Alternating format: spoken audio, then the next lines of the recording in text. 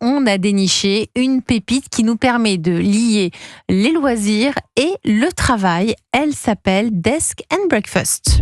Europe 1, la France bouge. La pépite. Avec vous, Maxime Alexandre, vous avez donc fondé Desk and Breakfast. Donc vous l'avez dit avant la petite pause, avant d'écouter de Marc Lavoine, c'était avant le Covid, mais bon, il y a eu 2-3 trucs à régler. Donc 1 an et demi sans rien faire, c'est ça ? Alors sans rien faire, non. Non, pas sans rien faire, pardon, mais occupé, sans que ce soit opérationnel en tant que sans tel. avoir de clients, vraiment. C'est dur, même si j'avais eu quelques touches, mais après ça m'a quand même permis aussi de bien finaliser les travaux parce que le lieu était quand même très grand. Le lieu est grand. On va revenir un petit peu sur votre parcours, si vous le voulez bien, Maxime. Vous avez 41 ans, vous venez de Haute-Savoie. C'était pas prévu d'aller en Haute-Savoie.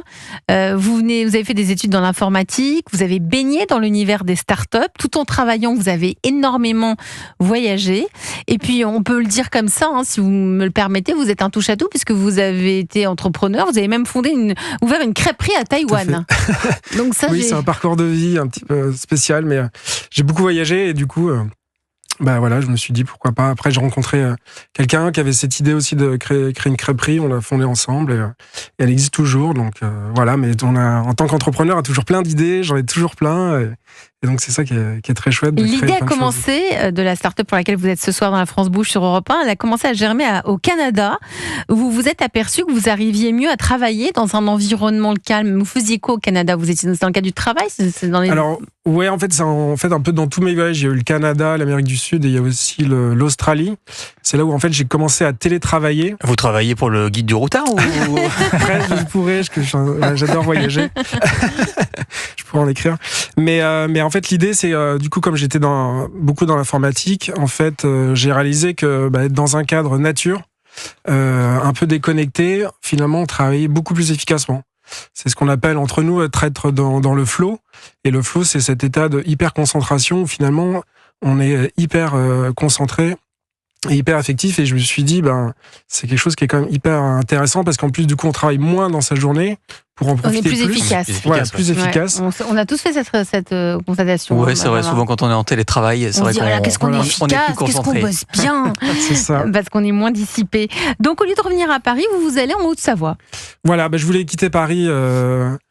Parce que, en fait, quand j'avais rencontré Fabrice à l'époque, j'étais... vous vous connaissez on se connaît très bien. C'est quoi cette histoire ? Il y a 10 ans, Maxime était dans une start-up qui était au village. Arrêtez, mais je savais pas.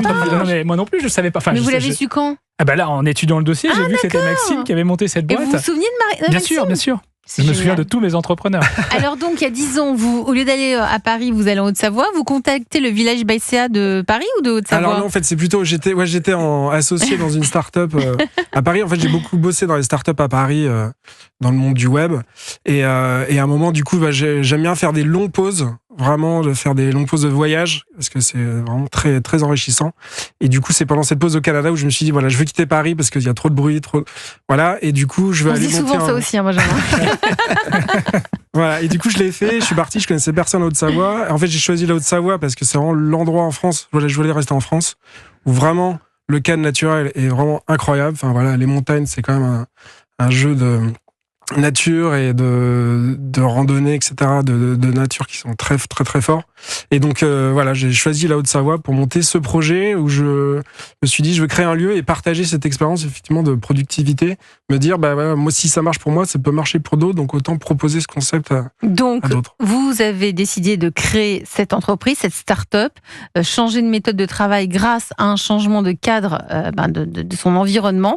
Cette start-up s'appelle Desk and Breakfast. Vous allez pitcher et on se retrouve juste après. Est-ce que vous êtes prêt, Maxime ? Tout à fait. On vous écoute.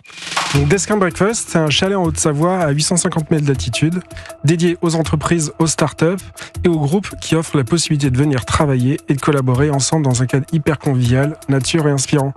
Donc, vous trouverez chez Desk and Breakfast, qui est situé à 4h30 de Paris en train, donc c'est pas très loin, plusieurs salles de travail, donc tout équipé, un coin cuisine, un coin salon avec cheminée.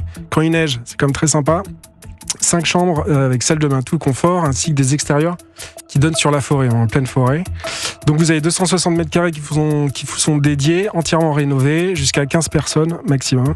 Donc vous pouvez rester plusieurs jours sur place, donc sans avoir le stress quotidien déjà des transports, hébergé en chambre d'hôte. Donc moi je prépare le petit déjeuner à partir de produits locaux, fait maison, zéro déchet dans une vraie démarche éco-responsable. Donc pour aller plus loin aussi, je suggère toujours une petite activité de nature. L'idée c'est de sortir. Donc je fais des chasses au trésor qui se terminent souvent en bataille de boules de neige l'hiver. Il y a des visites, des randonnées. Voilà, on a des nombreux partenaires pour avancer.